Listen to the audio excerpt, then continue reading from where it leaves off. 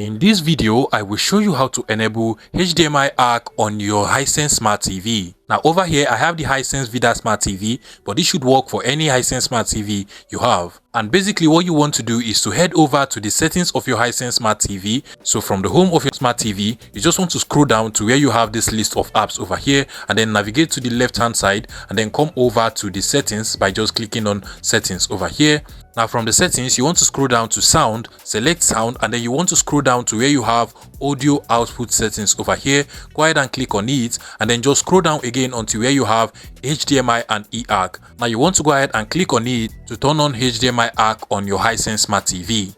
Now if you find out that the HDMI eARC option is actually disabled for your Hisense Smart TV, what you want to do is to go back to the previous settings, and then you want to go over to audio output, go ahead and select it and make sure that this is actually set to eARC over here. And from here you can now go ahead and turn on HDMI eARC over here on your Hisense Smart TV. And like you already know, eARC actually stands for Enhanced Audio Retention Channel, while ARC actually stands for Audio Retention Channel. So you want to go ahead and enable this option, and then you want to go ahead and connect any HDMI audio device to the HDMI port on your Hisense Smart TV that is labeled HDMI and ARC or eARC, and trust me, the sound is going to be excellent. If you find this video useful, please make sure you smash the like button and subscribe to this YouTube channel for more interesting tech tips like this one.